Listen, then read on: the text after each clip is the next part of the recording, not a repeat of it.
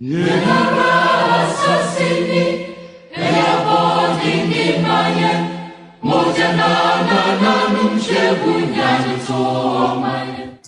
evening, ladies and gentlemen. My name is Soji Tete, and I'll be your lead facilitator for this evening's proceedings. I'll be supported in that role by my colleagues Priska Atoksia, Stephen Kemeche, and we'll be joined at some point in time by Jifa Bampo. Welcome to the second Leadership Dialogue series of the Center for Social Justice. Tonight, we are privileged to host Dr. Edward Kofi Omane Boamah, a former minister and a medical doctor, to speak to the theme of social democracy, whether that is a meaningless slogan or a vehicle for transformation in Ghana. The Leadership Dialogue series is actually the flagship program of the Center for Enhanced Civic Education. And we aim to do that through interactions with national leaders who have served in various capacities and have a few thoughts and reflections to share. Before we go any further, I would want to just quickly run through the post-event feedback that we got from the first Leadership Dialogue series. And if we can move to the next slide. As some of you recall, for that very first dialogue, we had the honor of hosting a foremost patriot, Mr. Chachu Chikata, who spoke to the Rawlings Mills axis in the NDC and President Mahama's selection of the running mate. And as we announced, we administered a survey and got a lot of feedback from the attendees. And I wanted to share that with you and to also say that today we will be going through a similar exercise once the session is done, because we believe in the spirit of continuous improvement. So the idea is that your feedback will be used to improve subsequent versions of the session. So overall, how do you rate this event? You see that over 95% rated it either very good or excellent. This was really excellent feedback that we got. If we can go to the next slide. The question was what people liked about the event. And a couple of things stood out. One had to do with the speaker's expertise, depth of knowledge, and the examples that he alluded to. I recall that some feedback we had spoke to the fact that not many people had heard the PNDC era spoken about in the way that Mr. Chachugata did. And then also the attendance was great, and people were appreciative of the fact that there was reading material that accompanied this. So that was the feedback that came. The next slide, please. What can be improved about future events? There was feedback to the effect that participants wanted more time for question and answers. So today you would see that we have structured things in such a way that there will be sufficient time for us to engage with Dr. Omane Boamah and ask him all the questions that you have. And then the need for a backup host in case the network becomes unreliable.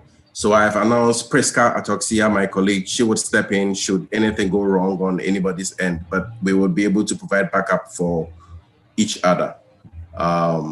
Then how organized the event was. Perhaps we can go to the next slide. The next slide spoke to the duration. Most people thought that the session was either right, the timing was either right, or it was too short.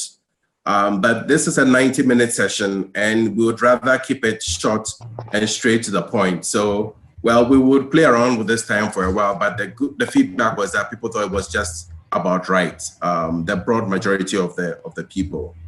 So if we can go on to the next one that focuses on the CHS. So to summarize the feedback, the timing was good, the speaker was excellent and very well prepared, and adduced practical examples that spoke to the issue, and we can do more to improve connectivity if it is within our power. So for now, let me say a little bit about the Center for Social Justice. This is a center for academics, activists, and patriots who are advocating for people-centered development and for progressive social transformation. This really is founded on the belief that there should be fairness and equity in the distribution of the country's wealth, the opportunities, and the privileges that come along with it. And we have many thematic areas that guide the work that we do.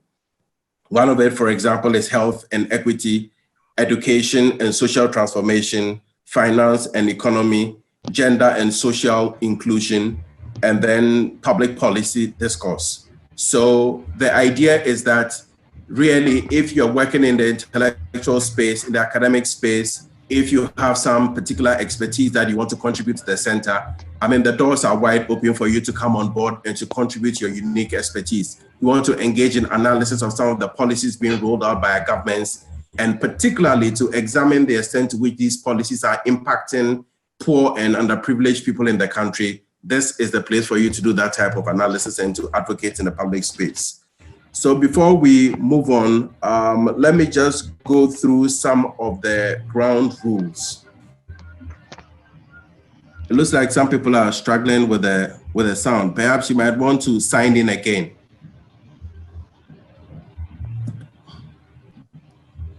Okay, can you hear me?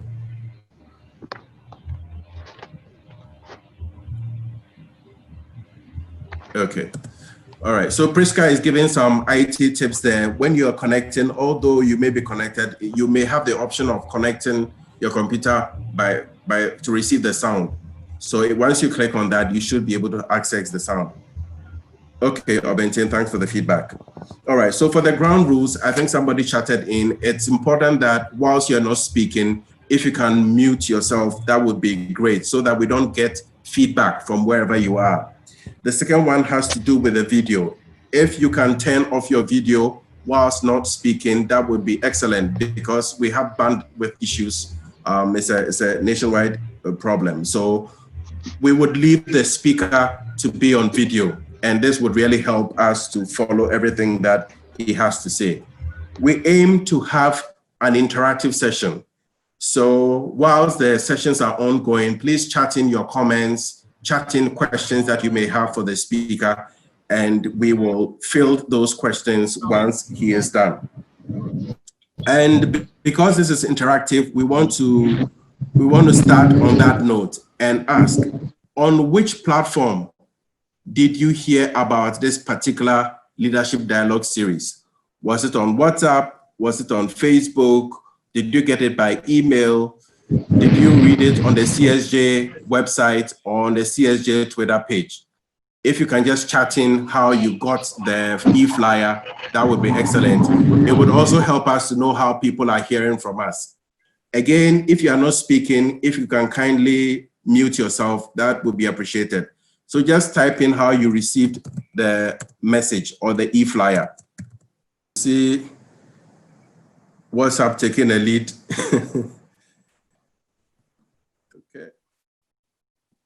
Keep on typing in. We have a number of people on, so we just want to know which platform the e-flyer reached you on.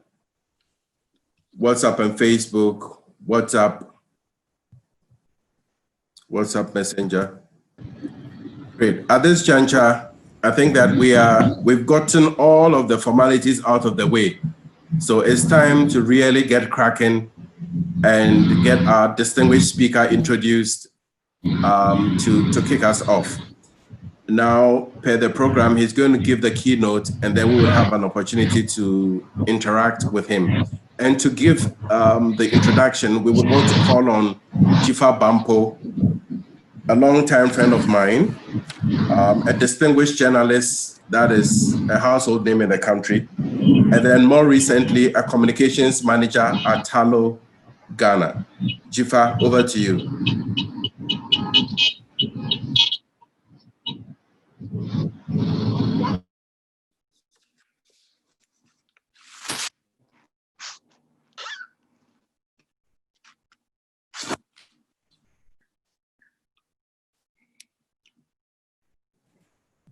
Jifa, if you're speaking, you are muted. All right. In the absence of Jifa, I will do the introduction myself. So Edward Kofi Omane Boamah is a health policy planning and financing expert, a medical practitioner, and a Ghanaian politician who served as the Minister for Communications from 2013 to 2017 and spokesperson to the President of the Republic of Ghana from 2014 to 2017. From 2009 to 2012, he served as a Deputy Minister for Environment, Science and Technology, and later Deputy Minister for Youth and Sports. He also served as the Vice Chairman of the United Nations Commission on Science and Technology for Development. Omane Boamah is an alumnus of the University of Ghana Medical School, where he trained as a medical doctor. He did a stint at the Washington University School of Medicine in St. Louis in Missouri, in the US. In addition, he holds a master's degree in health policy planning and financing from both the London School of Economics and London School of Hygiene and Tropical Medicine. As a student, he served as the president of the National Union of Ghana Students and the coordinating secretary of the Federation of Ghana Medical Students Association. Omane Boamah, within the period 2009 to 2016, led the development and expansion of ICT infrastructure services, including digital television broadcasting in Ghana. He also led the development and implementation of policies in key sectors, including communications, science, technology and innovation, environment and health. He supervised the implementation of both national and World Bank projects. He also served as a member of the board of Ghana AIDS Commission from 2014 to 2016. As Minister for Communications, he was an advocate for the protection of children online. He responded to the growing cyber threats by setting up the National Computer Emergence Response Team and a National Committee on Child Online Protection to develop a national child online protection framework and usage of the internet. Dr. Omane Boamah is currently a board member of the Afra International Hospital, where he consults as well. Dr. Omane Boamah, you are introduced to speak to the topic of social democracy, a meaningless slogan or a vehicle for transformation in Ghana. Thank you very much. You're welcome. Very good evening to you, Soji Tete, and thanks for coming here. Thank you, CSJ, for this invitation. And I also wish to show appreciation to all the participants who have joined us today for this interaction. Without discriminating, I want to single out my mom, Dr. Christina Mwakumiyama, who has been of immense help to a lot of us, the young ones, our generation, who served in President Mills's administration. I'm very, very happy to see you participate in this discussion. In fact, I'm very, very humbled, and it brings me back to when Dr. Soji Tete invited me to deliver this talk. When I asked, why me? Because who am I to follow the Venerable Mr. Chachu Chikata after he has given such a decisive and groundbreaking lecture just about a month ago. But I'll take it in my stride and do as much as I can. So I thank you all. I also want to appreciate a lot of our colleagues who have joined us. I can see Unansis Kobe, I can see a lot of them. And even those who are also participating from the United Kingdom, Mr. Alassane Baba, Dr. JC, Mr. Okain, and the rest. I cannot mention all, just to show appreciation to CSJ and all of you. I accept to speak to social democracy, meaningless slogan or vehicle for transformation in Ghana. And before we even will start and get to the end, I just want us to just appreciate that if we will not take anything home, at least there is a photo that we are projecting that we want all of you to familiarize yourself with. These are, let's say, 4 individuals who are standing on different levels, different heights. You may ignore the fact that it speaks to money and education. I'm just using the height in this case as the example. You realize that the one who is very, very well assisted, standing on a very tall heap, is looking beyond the window and so cannot even appreciate the beauty that is out there. The one who is also not having any support can also not see. So between these extremes, which one do you choose? I will choose none. I do not want to be the one who has no support, who cannot see. And I also do not want to be the one who has so much support, or maybe provided that support for myself, that I can also not see. All in all, the one who is second from the right has a fair balance. He has a better appreciation of the scenery than the third from the right. And basically, we are talking about social democracy in terms of assisting people such that they can be able to achieve their best. Tailor it in a way that will help them to achieve their best. Not in a manner that is so much discriminatory in a way that it will not even be useful. That surplus may end up even harming that individual. So this is a very important photo, not really about the inscriptions as an education and the money, but what it represents, the need for support, and even when you have too much, the need to also offload some to others who may not have at all. So on this note, I move straight to the outline. So with the outline, I will just raise few issues about certain definitions, because one of the major challenges of social democracy has to do with what it really is.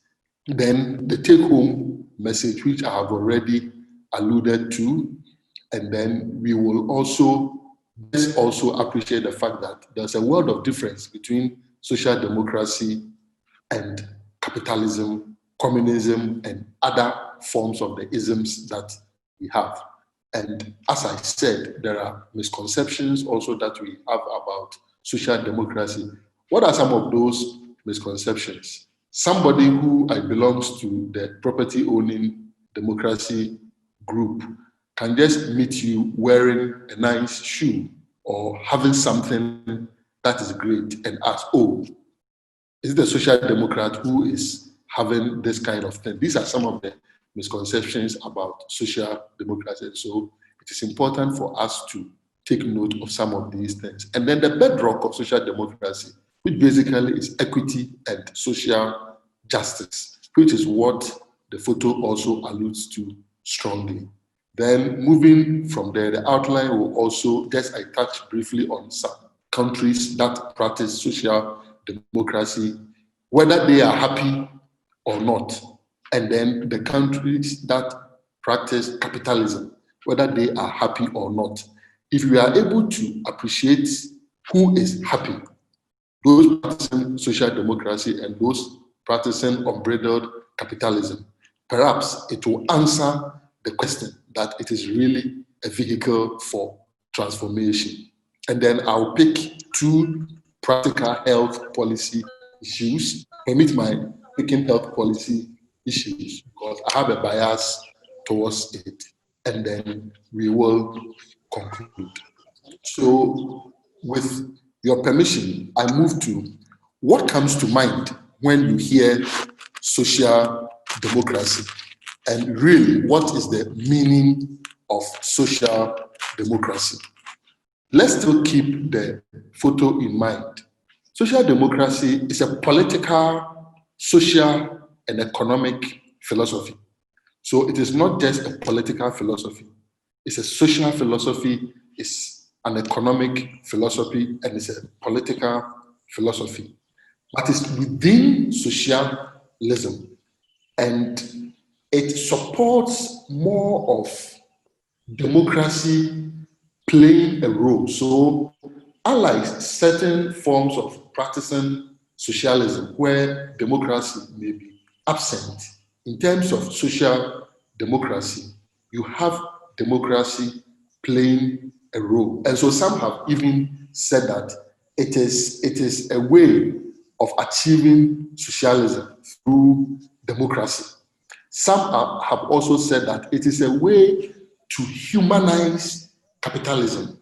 And those who believe that it's a way to humanize capitalism, what are they saying? They are basically saying that, yes, capitalism is a system where you are going to have factors of production and profit owners, industry, and all being the preserve of individuals. But when it comes to social democracy, government itself also has a role to play in providing industries, factories, and all, and individuals also have a role to play. So it isn't the rigid form of capitalism, and it also has a heart.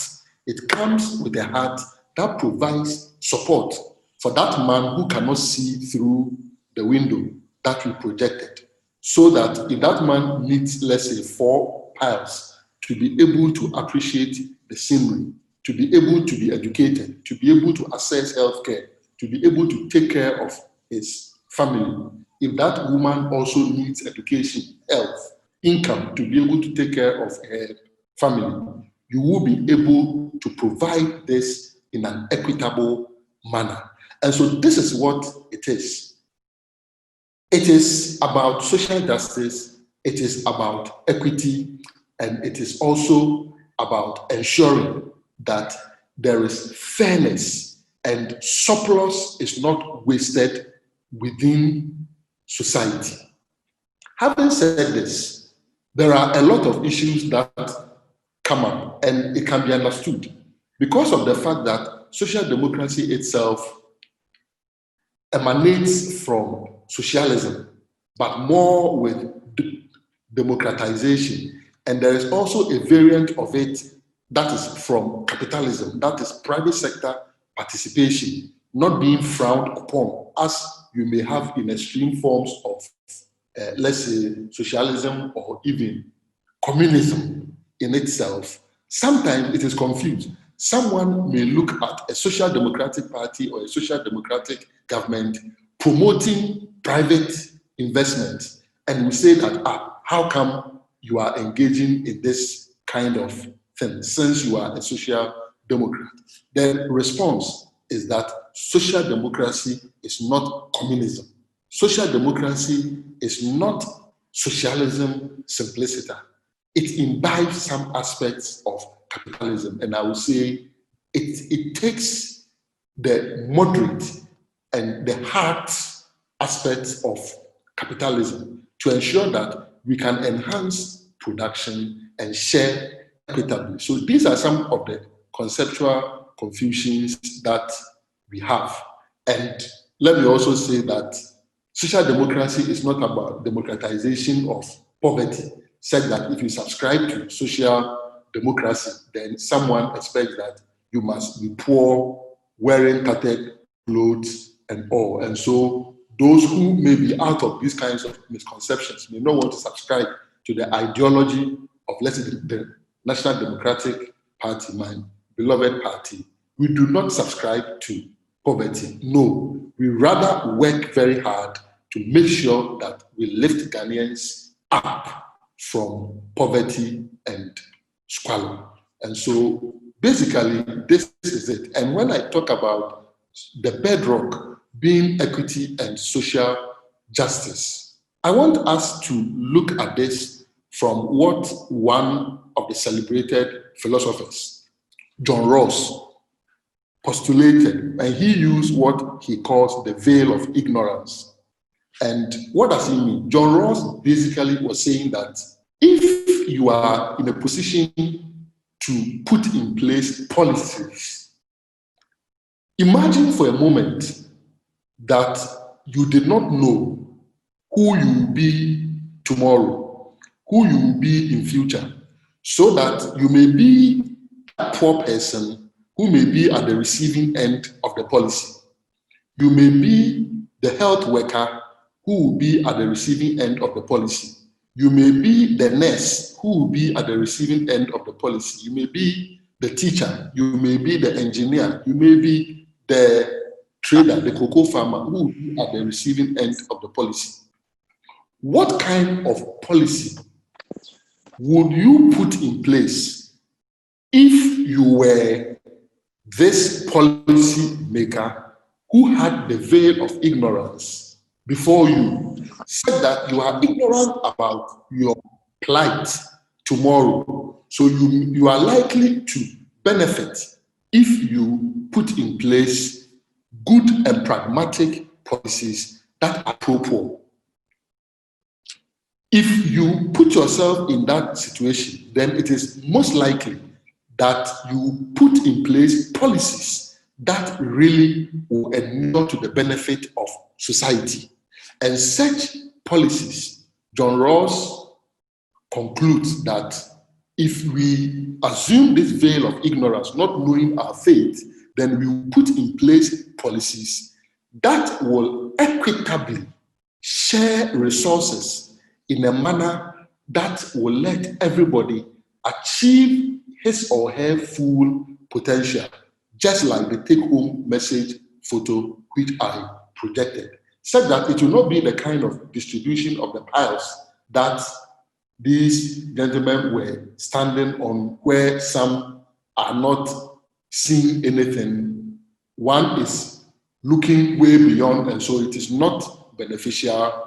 Another is just about seeing it, but one has a wonderful view. No, social democracy will ensure that we take a better look at this and ensure equity, optimum use of resources to make people happy and develop our country and transform it, not just developing it.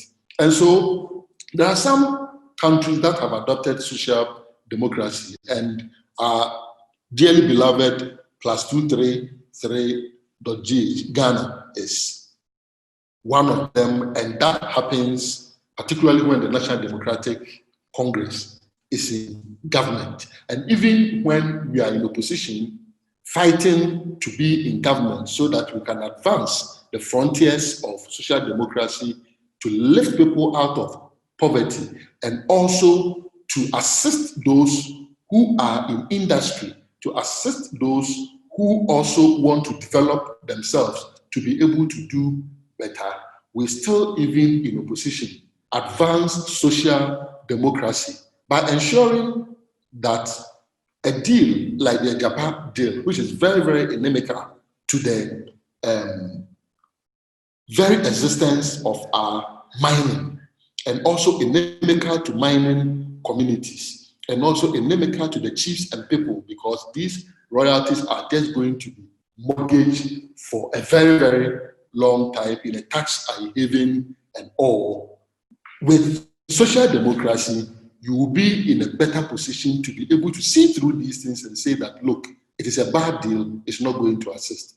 But the primus inter pares of social democracy has to do with the Nordic countries, and they do very, very well. Countries like Norway, Sweden, fantastic. Finland, same. Denmark, same. Iceland also adopts social democracy. And I would say that United Kingdom, when the Labour Party is in office. And so it is very interesting. I deliberately left out who was raising these questions. Why Finland and Denmark are happier than the US. And this is one of the celebrated academics in the world. What does it take to be happy? The Nordic countries seem to have it all figured out. This is Jeffrey Sachs asking these questions in a write-up. And Jeffrey Sachs comes from capitalist America, and he's actually saying that why are these Nordic countries very, very happy?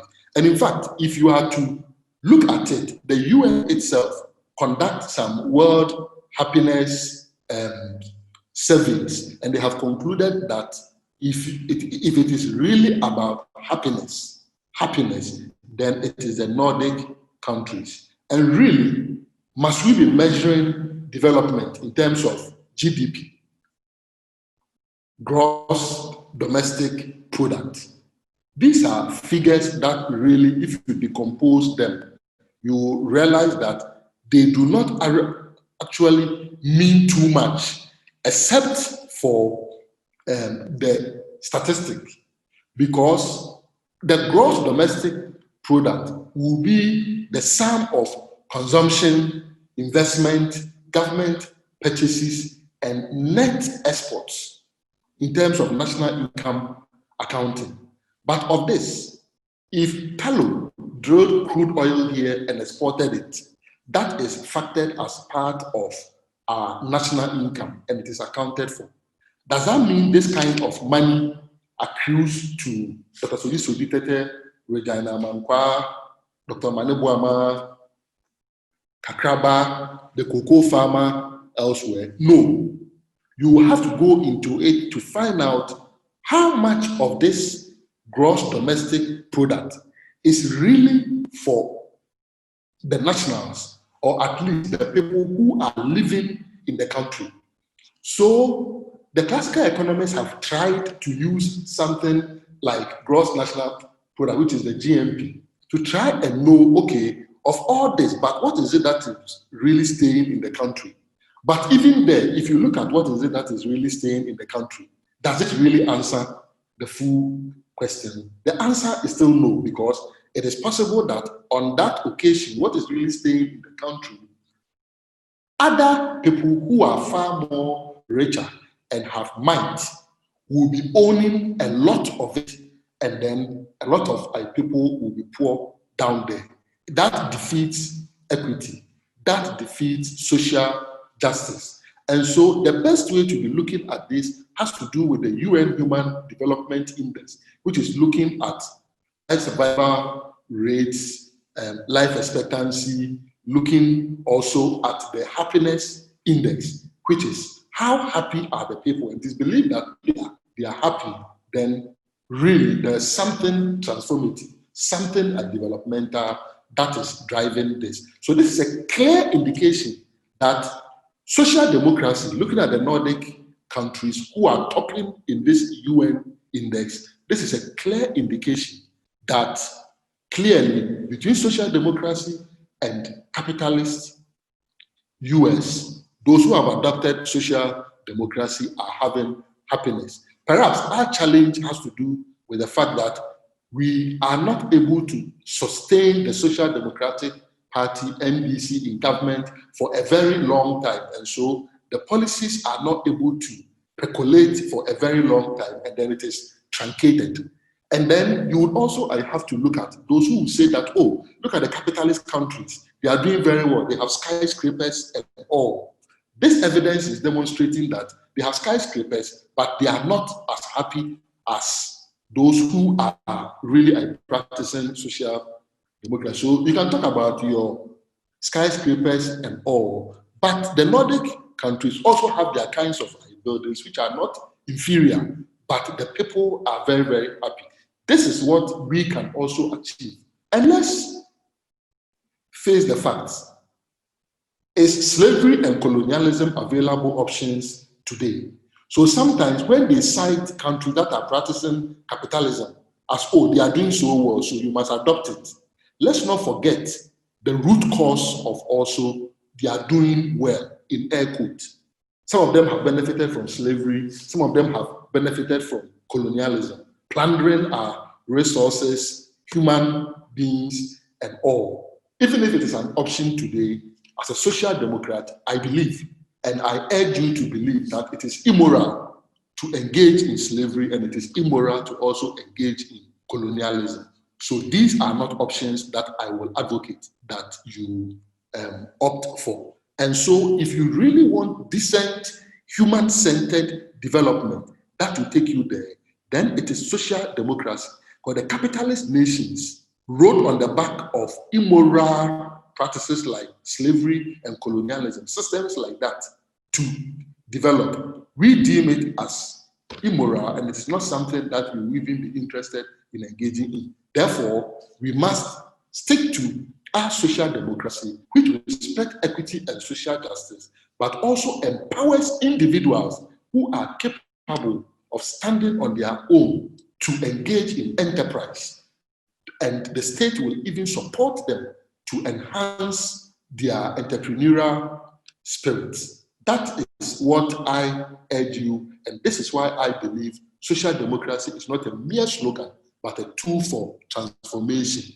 It has worked for the Nordic countries, and it can work also for a country like Ghana. And so from here, I shift to my bias, which is health policy. And I'll just look at two health policy issues through the prism, through the lens of social democracy. Let's look at the coronavirus disease that we are grappling with at this stage. The fact is that with the world population that we have, and at this stage, a lot of people are migrants. As far back as 6 years ago, 2013, the UN has said that there were about 232 million migrants internationally. And in the same year, about 6 years ago, the World Tourism Organization has said that international arrivals worldwide was over 1 billion. So of the world population 6 years ago, international arrivals worldwide, those who will be arriving at Kotoka, Heathrow, JFK, Incheon, and so on and so forth, were over 1 billion every year. And that was in 2013 alone. What this means is that pandemics like coronavirus are going to be with us. And also, if you look at the changing nature of infectious diseases, it is very, very clear that coronavirus will go away like Ebola went. But still, because of technology, because of humans coming into contact with game and all, we are going to have this situation where occasionally there will be transfer of viruses in particular, or bacteria or other infectious pathogens into the human race, and can cause some of these problems. And so we must be able to put in place robust systems that will help when such situations arrive. How did we do it in Ghana? If you look at distribution of relief items during the lockdown, as a classic example, food and water. At the time that we were urging people to stay at home, not to come close, if you watch the scenes on TV and on social media, it was very clear that the government of Ghana woefully failed, where people will be surging forward, mixing, fighting over food and all. It defeated the purpose. Clearly, it was just like a tokenism. Lockdown, you are poor, and so we are even helping you by giving you something.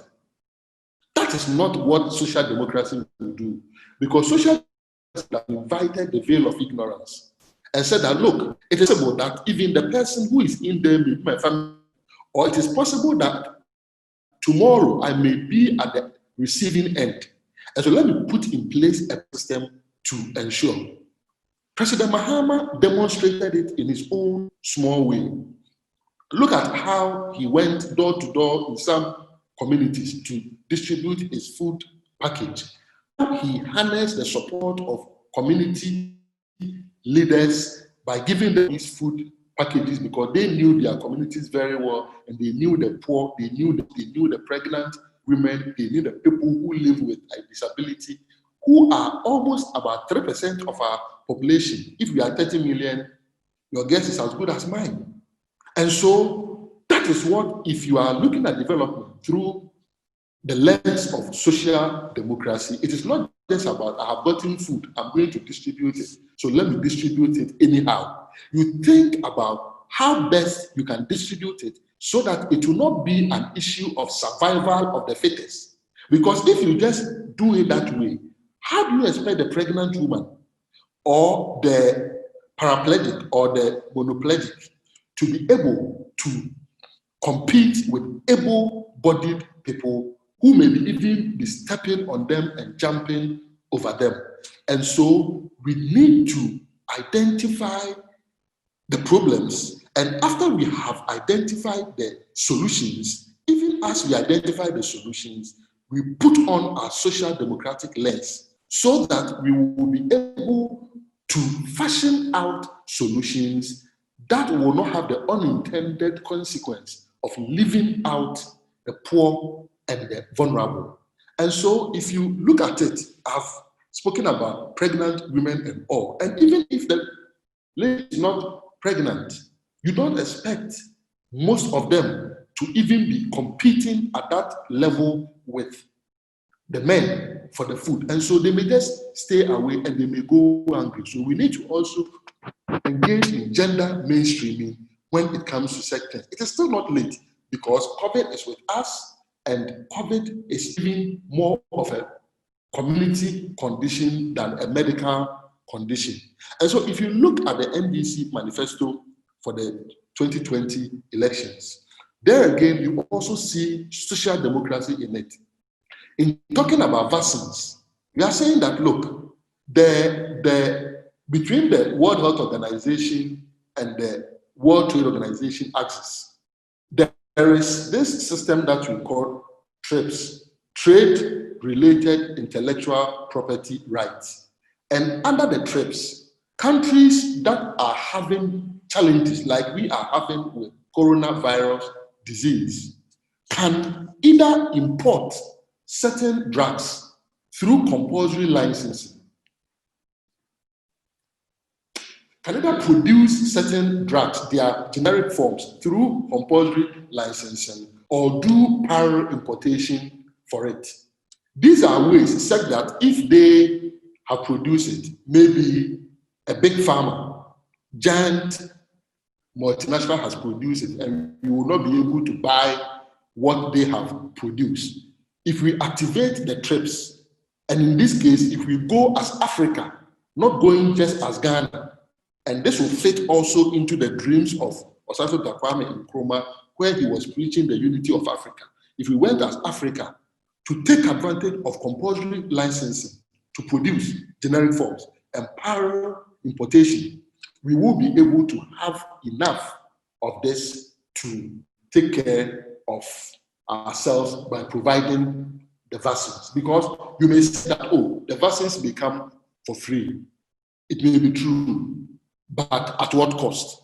And so we must be weighing all these. And it may not even be for free for the entire population of our country or those who will be eligible for it. And so I move from coronavirus to free primary healthcare, which the NDC is also promising in this manifesto. And I must say that our major political opponent, the New Patriotic Party, has also promised a way of attaining universal health coverage. But what is it? Their way largely has to do with using the National Health Insurance Scheme to achieve universal health coverage. Unfortunately, the National Health Insurance Scheme, as it started as a pilot in the Nkranza enclave from President Rawlings's time, President Kufuor scaled up on a wider level to every district to establish the district mutual health insurance scheme. President Mills converted it to the National Health Insurance Scheme. Over all this period, the fact remains, evidence is that 40% of all healthcare expenditure is still borne out of pocket. You may say that, okay, some of them use private health insurance. That is true, but the private health insurance is just about 1% of it. So it means that people really struggle when they are sick at the point of payment. We signed on to the Sustainable Development Goals. Can you imagine that when we were saying, oh, SDG, the SDGs 2030 is just about 9 years from now, because we are almost at the end of 2020. So we are just 9 years. 9 years from now, we must be accounting for the SDGs. If we are going to go by this drop way of bringing people on board for universal health coverage, we will never achieve it. And that is why a social democratic party like the NDC is saying that we believe social democracy is a tool for transformation, and so we must give free primary health care, where from the CHIPS compounds to the district hospital level. So what this means is that district hospital level, free, every care is free. If you go to the polyclinics, free, health center, free, CHIPS compounds, free. This will remove the cost aspect of it so that we will be able to achieve universal health coverage in a transformative way. And I'm sure you will believe that this policy is a clear way of transforming our society. It's a clear way of transforming our nation. And this is because NDC is looking at health through the prism of social democracy. And so, in conclusion, I realize I have 1 minute to go. In conclusion, if you want development on happiness, go for capitalism. If you want to be happy and still have development, transformative development, go for social democracy. Want transformation in happiness, go for social democracy. And I submit to you that social democracy is a practical vehicle for transformation, not a meaningless slogan. Thank you. I was given up to 5:55. Thank you. Thank you so much for keeping to time. And thank you for a very powerful, well-researched and erudite presentation of social democracy as a transformative vehicle. I believe you're speaking to Tebi Emmanuel, who's typed in that the GDP and others are commodities measured in monetary terms, and they do not tell which people enjoy such items nor whom it belongs to. Again, it doesn't tell whether the commodities can be consumed by the average person in terms of the oil, weapons, etc. And GDP is just a figure and can't automatically translate to happiness. Yakubu Salifu says that even God doesn't support capitalism. I don't know about that.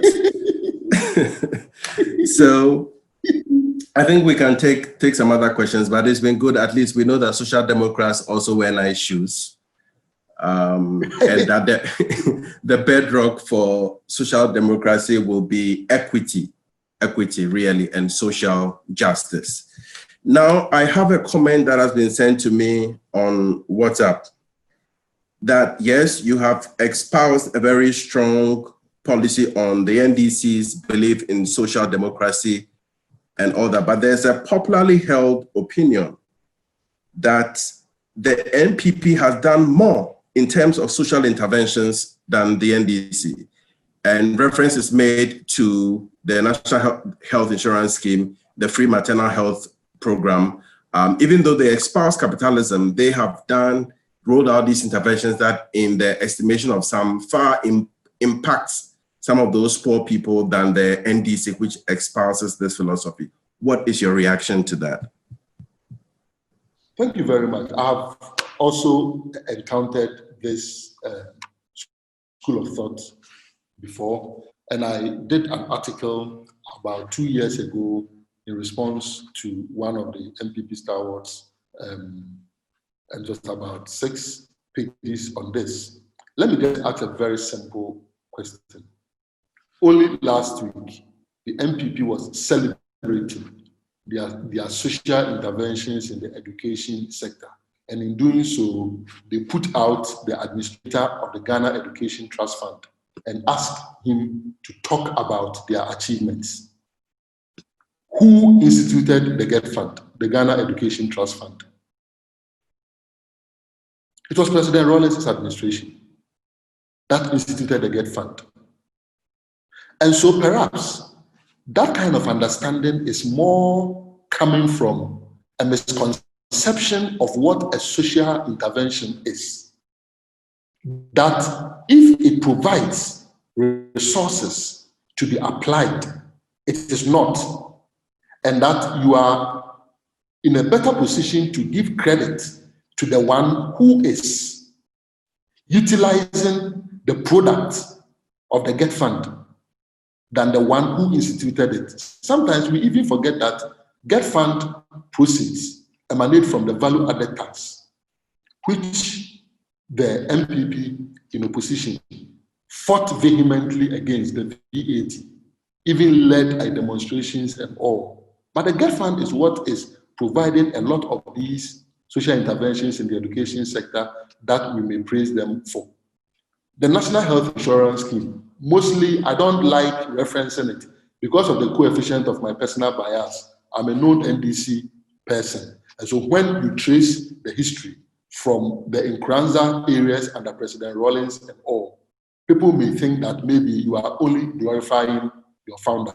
And so I want to reference here an academic paper which was published by Koto et al. They go through vividly the history of the National Health Insurance Scheme and all. And I can share this with you so that you can later on circulate it to members who want to verify.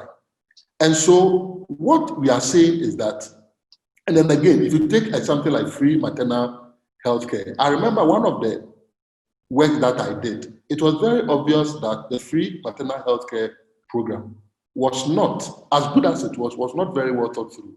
So after the external funds dried up, so what really became of it? And so we had to push it on the National Health Insurance Scheme and all.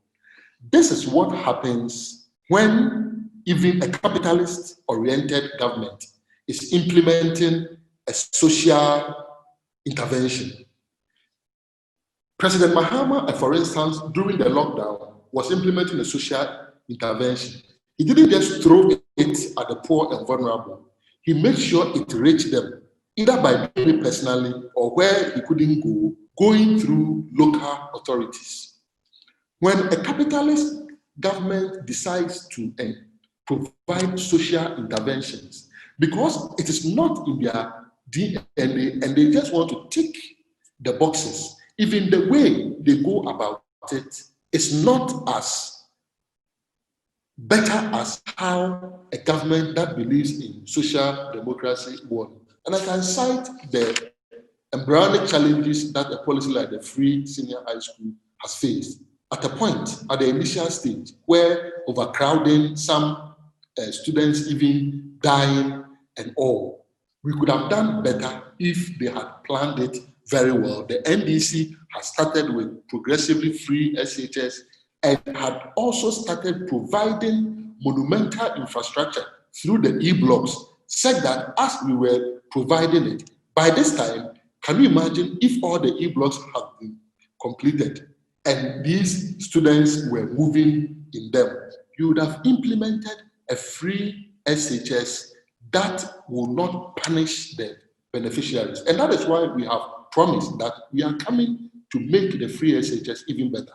And even looking into the future, because really, we're in the political season and campaigns, manifestos are about the future. Free primary health care, which we are proposing in this election, will be, and it is, the single largest social intervention that any government has ever thought of under the Fourth Republic. Why do I say so? If you take, let's say, free SHS, it just affects the people who are in SHS and their families, okay? If you look at it in the immediate sense, not in the medium to long term. But if you look at free primary health care, it means that every Ghanaian, you are eligible, because free SHS is not for someone who is in tertiary school at this stage. That person has gone past it. So whilst we are promising to make the free SHS better, we are promising to implement the single largest social intervention that will impact potentially every Ghanaian. If you visited a district hospital, it will be free. If you visited a polyclinic, it will be free. A health center, it will be free. A CHIPS compound, it will be free. And then if you look at other interventions, such as when COVID came, you heard that government was providing free bus rides for nurses and other health workers. I'm sure we all heard that. We should just recalibrate backwards and find out the Ayalolo buses that were provided, which government provided them? It was an NDC administration under President Mahama when we did the bus rapid terminal project. And so it is, in the first place, not true that we do not implement social interventions. We do. And I'm also stating on record, and we are ready to debate our political opponents, that in this election, the NDC is offering the single largest social intervention that is superior to any other in this fourth Republican dispensation. Thank you. Thank you very much. You have taken me into the area of the free primary healthcare program, and I'm happy to go there, because I noticed that under your manifesto, this comes under the Health for All project. And it sounds interesting as a strategy to be able to achieve universal health coverage. And yet your opponents, specifically His Excellency the Vice President, Dr. Boamah, has described this, what you were describing as the single largest social intervention, has been described by His Excellency the Vice President as a meaningless intervention. And the reason he says it's meaningless is because currently 95% of the disease burden is covered under the NHIS.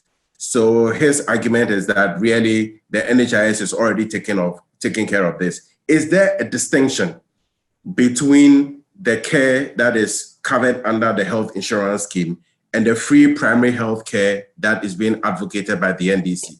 A second leg of the question has to do with the fact that your critics again argue that the NDC has no track record when it comes to implementation. And the reason that is cited is that when the NDC advocated a one-time premium of the health insurance scheme, when you got into power, you were unable to implement it. So what is the guarantee really that even if the free primary health care is distinct from what we currently have, you have the capacity to implement it to benefit poor and vulnerable people in this country? Thank you very much.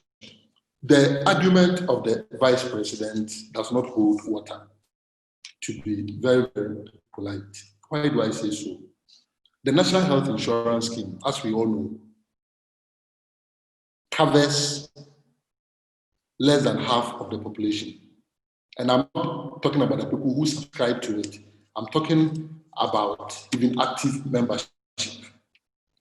So if you have a scheme that covers less than half of the population, how can you say that a scheme that is not coming, that is coming to make the National Health Insurance Scheme better? Because with free primary health, National Health Insurance Scheme can take care of secondary care and tertiary care, that is regional hospitals upwards. What this means is that free primary health care is going to be for every Ghanaian. So to compare a scheme that will be for every Ghanaian, 31 million people, to the National Health Insurance Scheme that is covering less than half of the population, clearly tells you that the Vice President is only playing with numbers just by throwing 95% of disease burden covered by the National Health Insurance Scheme. He expects that the figure 95% will confuse minds, but it will not confuse many people. 95% of disease burden for whom? 95% of disease burden for half of the population. And free primary health care is going to be for the entire population. And so if you look at it straight away from that leg, I have knocked off one leg. And here I have the universal health coverage framework in mind, where we are looking at coverage for the population. So National Health Insurance Scheme, as good as it has been, and the evolution with various governments contributing to it and all, it is still not covering enough of the population, less than half. Free primary healthcare is coming to cover the entire population, from district hospital level all the way to CHIPS compound levels. And in addition to this, and I'm tying this in with implementation, can you imagine if an NDC government had not implemented good policies to deploy the University of Ghana Medical Center? The many Ghanaians whose lives have been saved, including ministers of this administration, because of the presence of the University of Ghana Medical Center. It takes a people and a government that is very, very good when it comes to implementation to be able to provide such an edifice that even just a matter of operationalizing it, an individual, a student, had to go on a one-man demonstration before this government realized the need to implement just operationalization of it. This student, I would say, is a medical messiah. Why do I say so? He was even taken to the Kolebu police station, as I read some few weeks ago, because they felt maybe he constituted a threat or something. It was good implementation acumen that led to that edifice. It was good implementation acumen from the Ministry of Health, the government, that led to the provision of the Bank Hospital in collaboration with the Bank of Ghana, with funding coming from the Bank of Ghana. And you realize that when COVID reared its ugly head, we were even being told by this government that we should reserve the Bank Hospital for VVIPs. There again, this is a difference between capitalist-oriented government and a social democratic government. We are in a pandemic. NDC, with good implementation acumen, had provided the Bank Hospital, yet government was saying, let us segregate. Let's have a Bantustan system of taking care of COVID patients, where VVIPs will be sent to Bank Hospital and others will be sent to other. It was good implementation. It was good implementation acumen that led to the provision of the Ridge Hospital. It was good implementation acumen that also led to the provision of the Upper West Regional Hospital. It was good implementation acumen that also led to the massive expansion of the Bolga Hospital, which is now serving as a major regional hospital, a referral center in the Upper East region. It was good implementation acumen that led to several of the hospitals that we commenced in Ashanti region, which this government, as a result of lack of implementation acumen, have not been able to complete them. And you go to places like Kumawu, and there are severe complaints from there. You go to places like Tepa, and there are severe complaints from there. You understand? The NDC inherited one-time premium. If you recall, it was one of President Kufuor's last strokes, including the release of Mr. Chikata, the pardon that he granted him. One of their last strokes, did not budget for it, nothing. And we inherited this monumental single spine pay policy, which had to be implemented over a period. At that time, people who were within the labor union, and I'm happy to know that Mr. Tony Goodman, who has also worked closely with the Ministry of Health, is also part of this, will appreciate the levels of agitations that we had to go through. And so a lot of resources also had to be pumped into that. And so if out of these difficulties, a policy was not implemented, but several other monumental policies were implemented. And today, we stand on the back of that credible implementation of University of Ghana Medical Center, Ridge Hospital, Bank Hospital, the Port Hospital, and several others. Say that we are coming to implement free primary health care, to provide free health care to every Ghanaian, from district hospital through the polyclinics to the health centers to the CHIPS compounds. Okay. We will be believed. And no wonder, just on Saturday, when the pundits spoke, it was very, very clear that free primary health care is the most resonating promise in this election, that is to elect the next president of the Republic of Ghana. Thank you. Thank you for that eloquent articulation. Dr. Michael Pesakwaite comments that social democracy as a way of looking at the world prioritizes investment in health, education, housing, old age income, security, labor market, families, etc., with a view to empowering human beings to be better actors in the economy and efficient participants in the polity.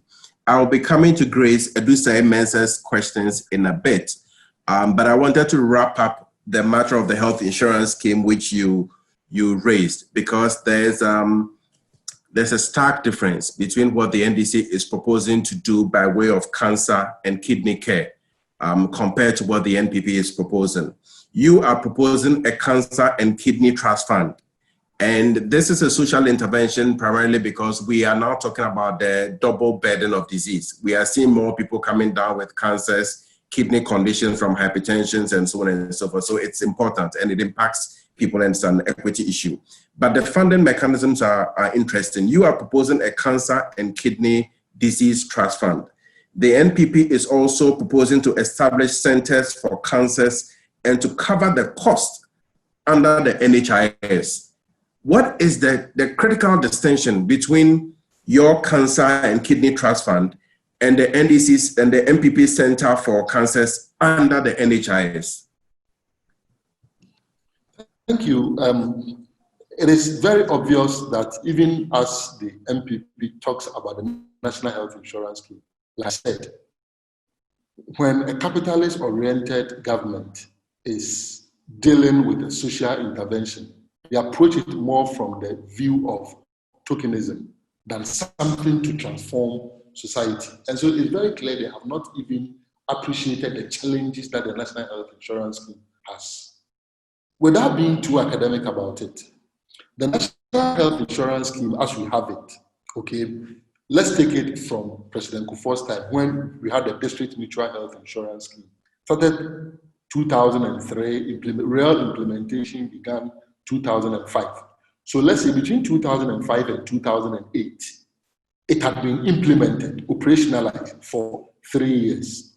After operationalizing it just for 3 years, it was realized that the scheme owed $34 million US. These are not my figures.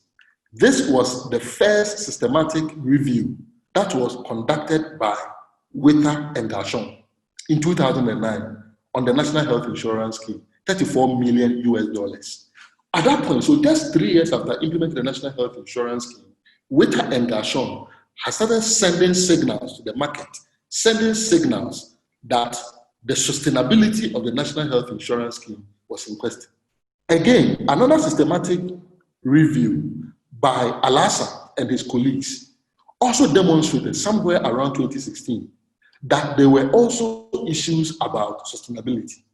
What this means is that if an NPP government, which presently has even worsened the plight of the National Health Insurance Scheme by implementing what is called capping and realignment, and if you recall, this capping and realignment has been applied to the District Assembly Common Fund, to the GET Fund, and other funds. So even the money that are due the National Health Insurance Scheme doesn't go there. A scheme that is such challenged, you want to use it to fund cancer and kidney cases. If I were a cancer patient or a chronic kidney disease patient, I will clearly know that this government doesn't mean well. They do not intend to implement this promise because the National Health Insurance Scheme will not be able to shoulder this kind of burden. In any case, I also read, I think on my Joe Online, one of the executives of the Ghana Medical Association indicating that the MPP has not built any cancer treatment center or so. I think it was last weekend. So if they even talk about track record, where is that track record for any Ghanaian to believe them that they will be able to do this? In 4 years, they have not been able to build just one hospital. In 4 years. And so how are you going? Like they say in Tree, apologies to others who may not understand. Say, in the naked says he's going to provide you with a cloth. Just pay attention to the name that began with N. And so we are saying that the National Health Insurance Scheme must be strengthened. It's a very important national architecture that must be protected. And so in protecting it, we want to even relieve it of the burden at the primary healthcare level so that it can only concentrate on secondary care and tertiary care. By so doing, it will be able to pay for the healthcare of the subscribers very, very well if they are referred to the secondary level or to the tertiary level. And so to take care of cancer and kidney disease patients, which is also on the rise because of the double burden of disease, lifestyle changes and all, we are going to set up a cancer and kidney disease trust fund.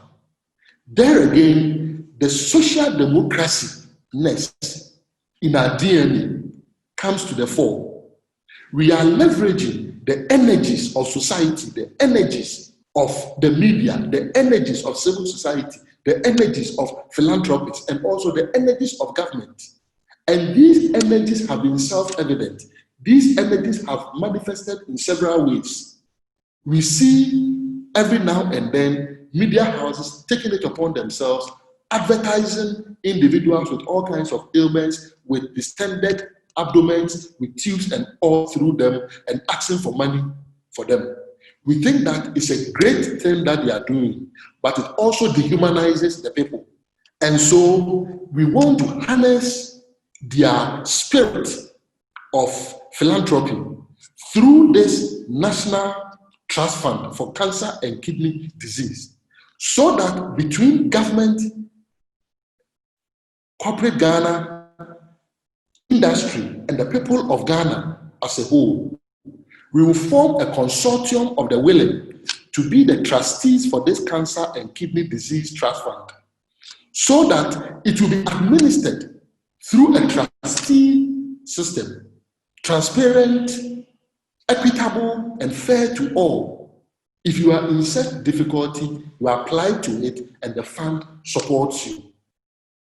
This is superior to their proposal, which is has a very high risk, 0.99999 or 99.999% risk of collapsing the National Health Insurance Scheme. It is very clear they do not know what goes into a day's stint at the dialysis unit, the cost of erythropoietin also for such patients, and other things that they will need. And so we are very, very clear in our minds. We have thought through these policies. Social democracy is in our DNA. And so when we implement such policies, we do not implement them as mere tokenism, as things that we must announce to tick a box, but we think through them very, very well. And maybe it is because we think through them very, very well, that is why sometimes we take a longer time in implementing them. But when we implement them, they stand the test of time. Like the way the GET Fund, for instance, has stood the test of time. Thank you very much. So Cedric Jelu says it was not until he saw the homeless in New York eating from trash bins that he realized that indeed capitalism has done little to address fully the needs of the American society and that many people are left out. Yakubu Salifu says that the GET Fund is a social intervention, re-echoing what you said, as was the health insurance in its pilot, and then the massive infrastructural projects undertaken by the Mahama administration are all social intervention projects. And then Prissy Hermans asks, what is social intervention without infrastructure? So I think also highlighting the importance of the infrastructural developments. Okay, So now let me go to Grace Edusa-Mensah, whose initial question I skipped. I didn't see it. And her question is, do you think a capitalist economy or market economy is supportive of democracy? And I think a related one is what you think Ghana is missing that would have made us achieve the ideals espoused within social democracy. So I think it's different sides of the same coin. One has a greater emphasis on social democracy, and one is about capitalist economy, and whether you think it supports the democracy that we are implementing at the moment. Yeah, this is very philosophical. You may say that the height of capitalism, let's say if you choose a country like the US, they also, even though they don't admit it straight away, pick this form of democracy that we are practicing from, let's say, Greece, and modified it. And so they are practicing capitalism and they are practicing democracy. But what kind of democracy?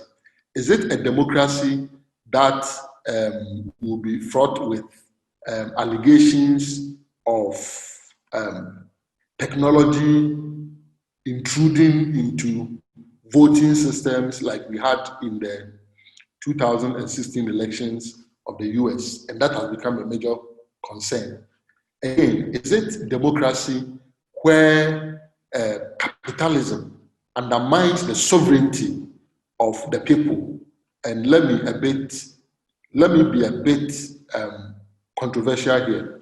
Sometimes there's a way that advertising itself can take over the thinking of the people and influence them to vote in a particular way, which may not even inure to their benefit. So these are the downsides of it. But there are also structures, regulations to help this. So you may say that for the form of democracy that we have all accepted, as in universal adult suffrage, the countries that call themselves capitalist countries are doing that. We are also doing that, whether it's NDC or MPP in government. The Nordic countries are also practicing it. They vote and all. So let's agree that for this form of democracy, capitalism allows for it. But in terms of the way it undermines it in various forms, one cannot rule out that.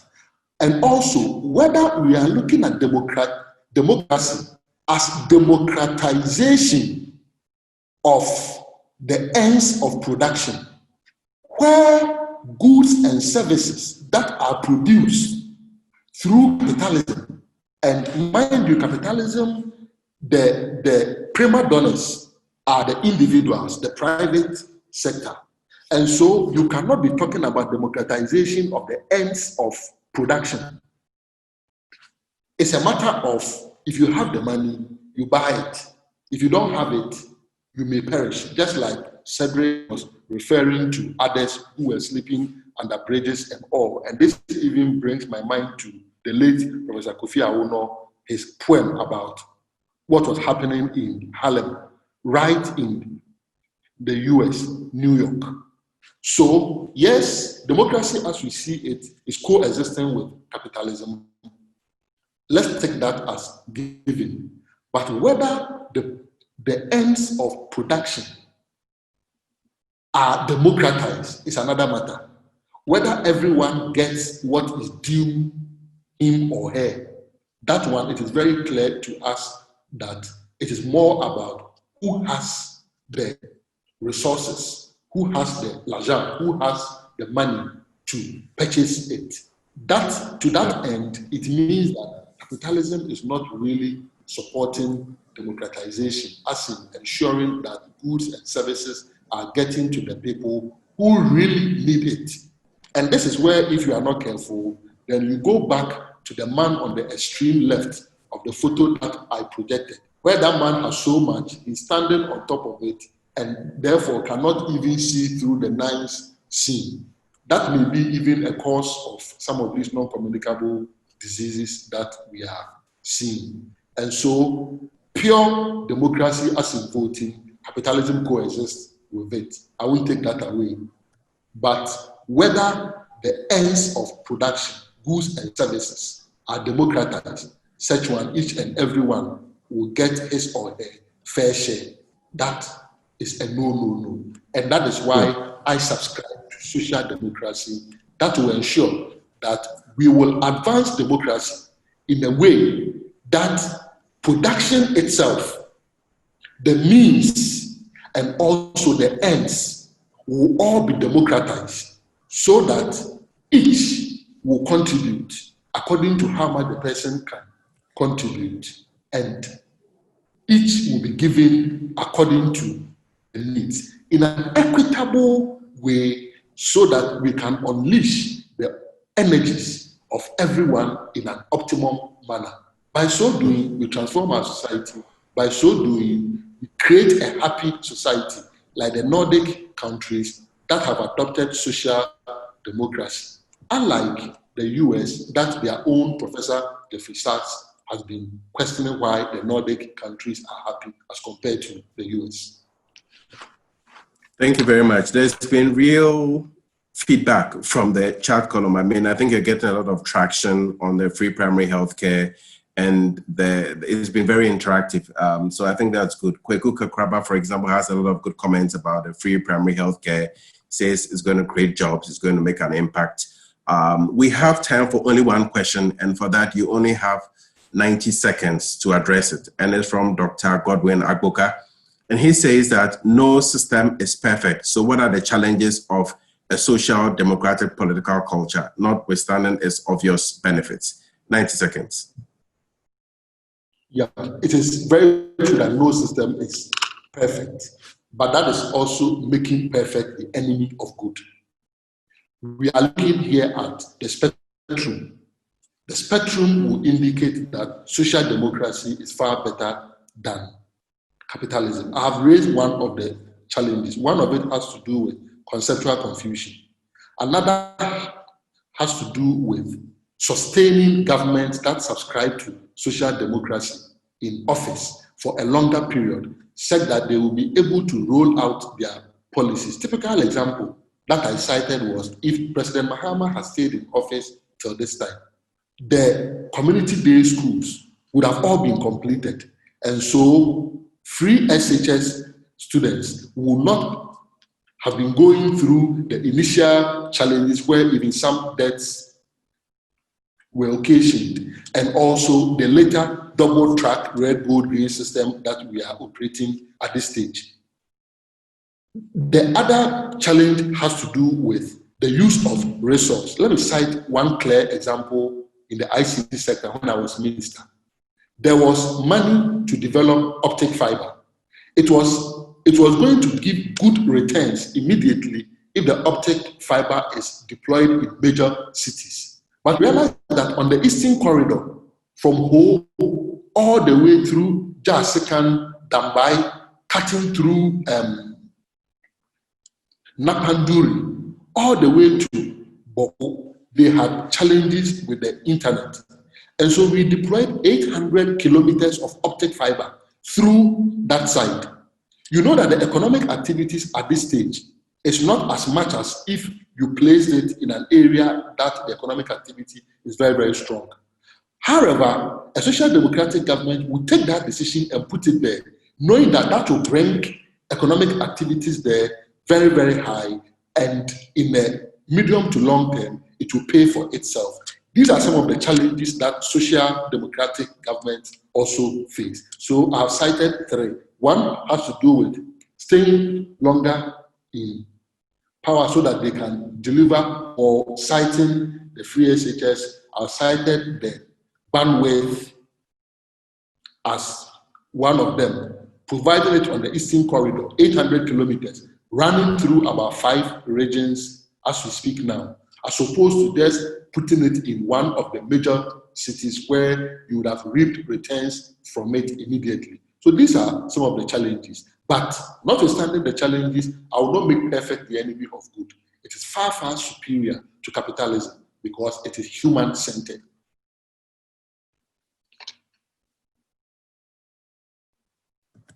Dr. Omane, thank you so much. I know that Stephen Kemecha, my colleague, will be thanking you in a bit, but personally, I wanted to express my deep appreciation to you.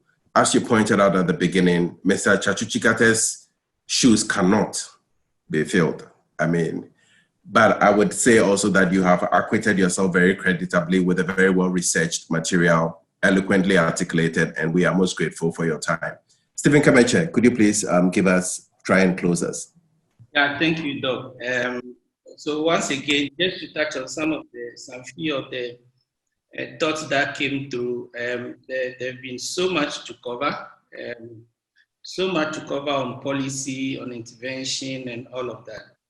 And I want to refer here to a comment posted by Dr. Michael Peter-White, where he says that social democracy prioritizes social policy and not social intervention. And that kind of aligns with my own understanding of social democracy. So that every government, from inception to formulation to implementation, prioritizes the basic needs of society, 3 square meals a day, roof over the head, social mobility, healthcare, good education.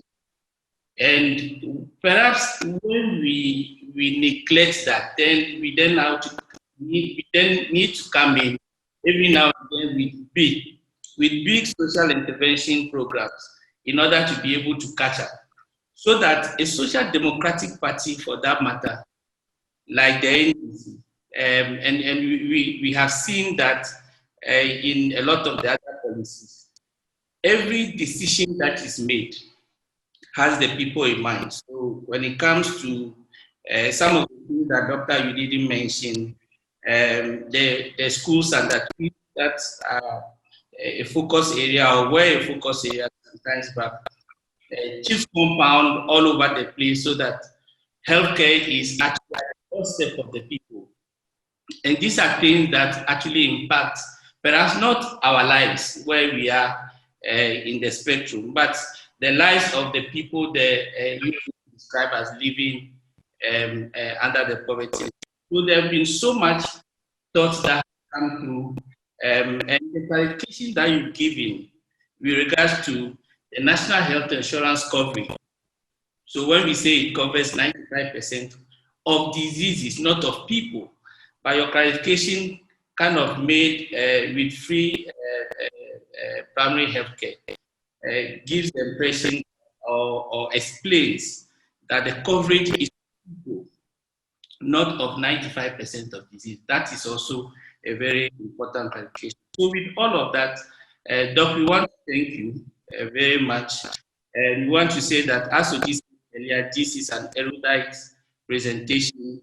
We are most grateful that you've honored our invitation and that you've been very, very supportive of the center. We are very, very grateful for the time we spent with you this evening. I also want to thank the participants who have stayed on, have come through.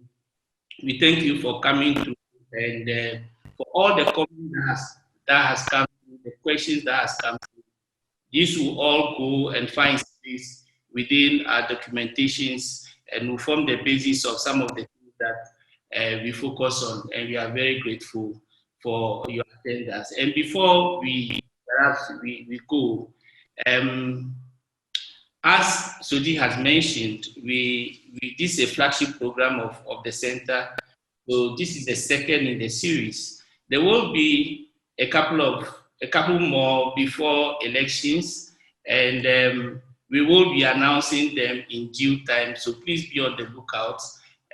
We have a lineup of very interesting topic and very knowledgeable presenters or speakers, so that we can come back here again very soon to have discussions around. I also then want to announce that there are areas of 5 thematic areas that the center focuses on. Areas such as education and social transformation, health and equity, finance and economy, gender and social inclusion, as well as public policy. We are kind of opening up and saying that anybody out there with expertise in these areas who want to contribute to the thought process and the activism that is required to be able to focus attention on on policies that focuses on some of these things should actually come and support the center. When you come to finance and economy, for instance, the signs are not looking good. But wins the next election. The economy because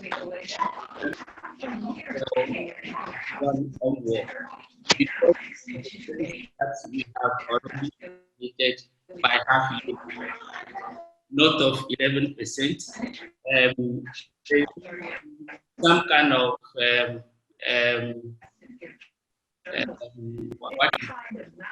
some kind of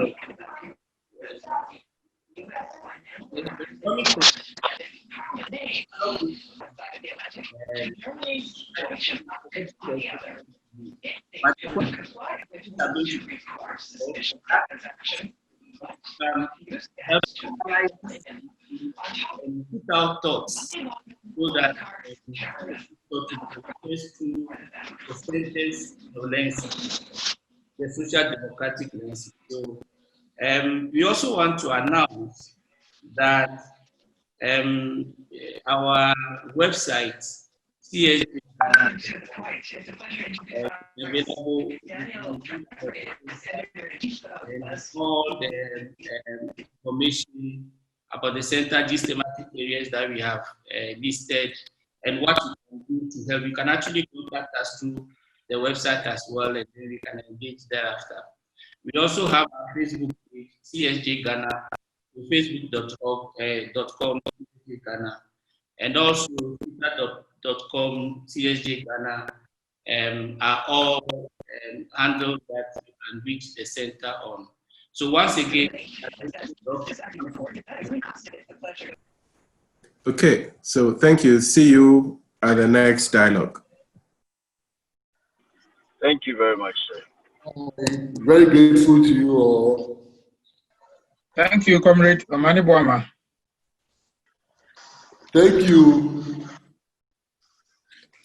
Salut, how are you?